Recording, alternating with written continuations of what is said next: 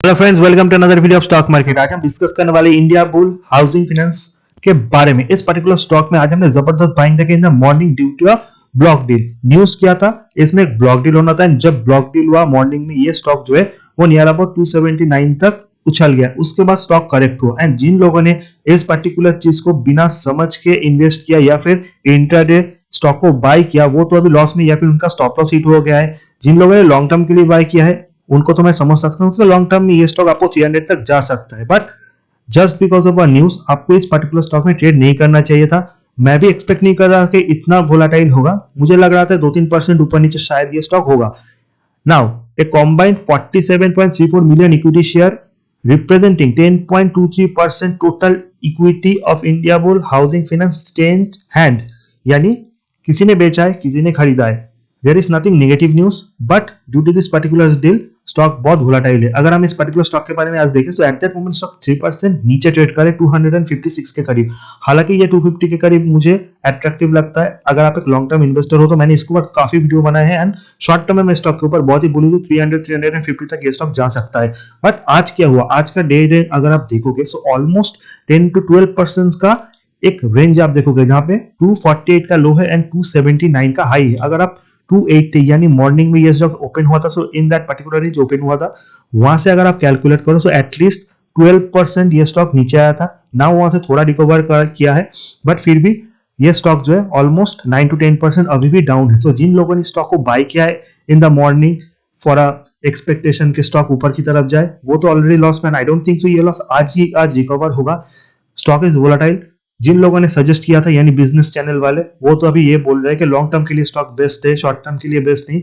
But definitely I am feeling very bad for those people जिनके पास option नहीं है, जिनको इंटरडे में ये स्टॉक को सेल करना है एंड एग्जिट करना ही पड़ेगा। आई होप मार्केट रिकवर हो, स्टॉक में थोड़ा बाइंग है, एफआईडीआई या फिर और कोई स्टॉक को थोड़ा बाई करें, स्टॉक थोड़ा ऊपर आए ताकि उनका लॉस मैनेज हो। अगर इसका हम टोटल मार्केट कैप देखे वो है 11,868 crore. Price to earning ratio है, स्टॉक इज वेरी गुड, 10 का पी है। एंड अगर आप इस पर्टिकुलर स्टॉक के 52 वीक्स हाई लो को देखोगे, इन दैट केस भी 154 का लो है एंड 313 का हाई है। अगर हम इस पर्टिकुलर स्टॉक के बारे में कुछ इंपॉर्टेंट टेक्निकल्स को देखें, वो है relative strength index and money flow index, RSI MFI.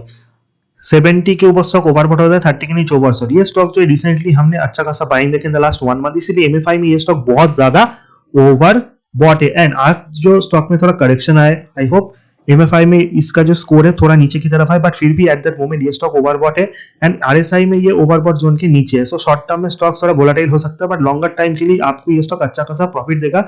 अगर इंडिया बुल हाउसिंग फाइनेंस की बात करें, ये एक बहुत ही पॉपुलर स्टॉक है। एक टाइम से ये स्टॉक बहुत ऊपर भी ट्रेड करता था, but presently that particular valuation आपको अच्छा रिटर्न देगा, ऐसा मेरा एक्सपेक्टेशन है। पर आपको बॉटम में बाय करना है। जिन लोगों ने 225 230 के करीब इसको बाय किया था, वो अभी भी प्रॉफिट में है। बहुत सारे लोगों ने 280 के करीब प्रॉफिट बुक भी किया है, क्योंकि इन दैट पर्टिकुलर केस उनको अच्छा खासा मुनाफा भी हुआ। अगर आप एक महीने का रेंज देखोगे, 200 का लो है एंड 279 का हाई है। मैंने स्टॉक को ट्रैक करना तब शुरू किया जब इसका प्राइस 215-20 के करीब था एंड तब भी मैंने इसका रेट दिया था 300 एंड आज ऑलमोस्ट 280 तक ये स्टॉक आया भी। So it's a profit booking zone, not a buying zone. But जिन लोगों ने इंटरडे के लिए बाय किया है उनके लिए अब क्या कहना।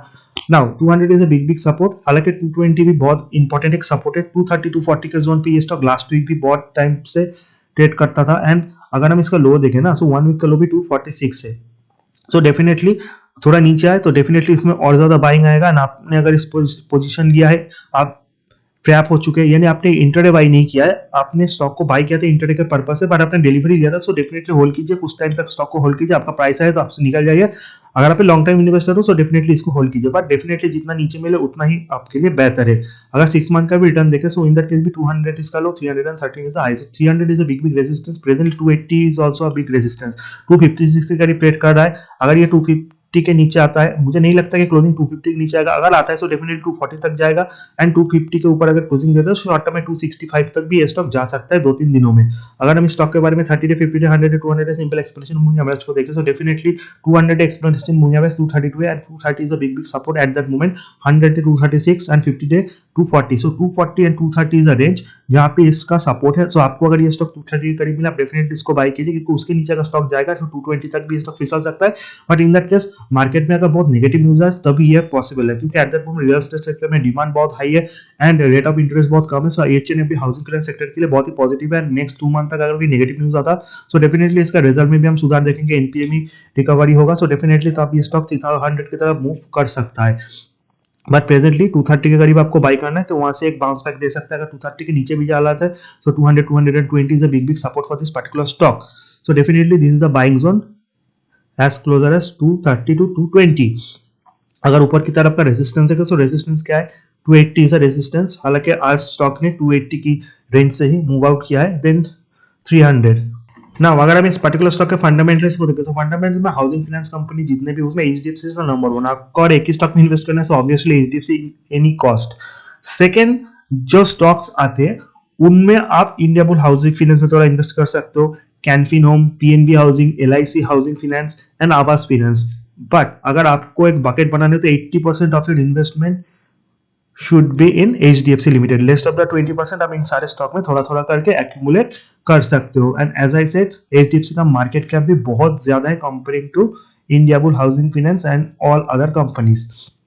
नाउ अगर हम इस पर्टिकुलर स्टॉक के फंडामेंटल्स को देखें और इन डिटेल्स में, सो अगर हम इसके रिजल्ट को देखें ना तो स्टैंड अलोन जो रिजल्ट है इस कंपनी का 108 करोड़ का प्रॉफिट है, जो कि लास्ट क्वार्टर में 189 करोड़ का था। यानी प्रॉफिट जो इन दिस पर्टिकुलर क्वार्टर घटे, हालांकि रेवेन्यू लास्ट 3 क्वार्टर में सेम है, बट एक्सपेंसेस थोड़े बड़े हैं एंड एक्सपेंसेस के बढ़ने के साथ साथ जो अदर इनकम का फिगर है वो भी थोड़ा कम हुआ है, जिस कारण जो प्रॉफिटेबिलिटी है वो घटा है। बट 200 मिनिमम इसका प्रॉफिट होना चाहिए था, क्योंकि मार्च में 406 करोड़, जून में 189 करोड़। सो ओवरऑल इससे पहले इस कंपनी का जो प्रॉफिट था वो शानदार था, 300 500 600 इवन 900 तक का भी प्रॉफिट इसने शो किया था। बट आई होप आने वाले क्वार्टर में अगर परफॉर्मेंस सुधारता है, डेफिनेटली जिसका मार्केट का एक्सपेक्टेशन स्टॉक को बहुत ज्यादा रिवॉर्ड मिलेगा, 300 ये आसानी से क्रॉस करेगा। अगर ऐसा नहीं होता, फिर से रिजल्ट खराब होते, सो इन दैट केस इसको बहुत बड़ा पनिशमेंट भी मिल सकता है। इन दैट केस 200 के 180 तक भी जा सकता है। सो डेफिनेटली आपको बहुत ही ध्यान से इसको प्ले करना पड़ेगा। बॉटम में जिन्होंने बाई किया है वो स्टॉप लॉस के साथ होल्ड की, यानी 200 अगर आपका बाई जोन है, सो 230 में आप एग्जिट कर अगर उससे नीचे आता है, डेफिनेटली रिस्क लेने का जरूरत नहीं। प्रॉफिट उसे कहते हैं जो आपने बुक किया हो। अगर हम इसका कंसोलिडेट प्रॉफिट देखें, इन दैट केस और इंप्रूवमेंट हम देख सकते हैं, 282% 286 करोड़ का प्रॉफिट है। एंड लास्ट 3-4 क्वार्टर्स में प्रॉफिट में हम अच्छा खासा जंप भी हमने देखा है। Most important thing gross NPA net NPA जिसका सुधरना, बहुत तो नहीं घटे, बट एनपीए लेवल 2.86% से 2.69 हुआ है एंड नेट एनपीए 1.55% से 1.53% हुआ है। सो ओवरऑल जो एनपीए का फिगर है वो सुधरा है एंड इस भी एनबीएफसी एंड बैंक के लिए वो बहुत ही पॉजिटिव है। सो आने वाले क्वार्टर तक इसके ऊपर आपको डिटेल्स में ध्यान रखना है, मार्केट रिकवर करता है। So definitely I don't think so ये स्टॉक बहुत नीचे सस्टेन करेगा, नीचे की तरफ बाइंग आएगा एंड फिर से ये ऊपर की तरफ ही जाएगा। लास्ट में अगर इसका शेयर होल्डिंग पैटर्न देखें तो मोस्ट के पास स्टेक है 21%, DI FI both are bullish, FI के पास 27% स्टेक है। So just imagine how much FI is bullish, इसलिए स्टॉक थोड़ा वोलेटाइल भी है। डीआई के पास में 12 point stake and look at the public holding 35% है। बड़े रिटेल इन्वेस्टर छोटे रिटेल इन्वेस्टर का हमेशा से फेवरेट स्टॉक है, एट दैट मोमेंट भी 35% का स्टेक, और ये दर्शाता है कि जितना नीचे ये स्टॉक आएगा उतना ही इसमें अच्छा खासा बाइंग आएगा। बट फिर भी it's a risky stock. Pure investment stock के लिए एचडीएफसी लिमिटेड आपके पास मौजूद है, सो उसमें जाइए। इस स्टॉक में ट्रेडिंग पर्पज से आप काम कर सकते हो अगर आप स्किल ट्रेडर हो तो। अदरवाइज अगर आपने बाई किया है ऊपर के रेंज में, अगर आपको अच्छा प्रॉफिट मिलता है शॉर्ट टर्म में, तो इससे एग्जिट कर जाइए। वीडियो इन्फॉर्मेटिव अच्छा लगे चैनल को लाइक सब्सक्राइब शेयर करना मत भूलना। See you in the next video, till then good bye.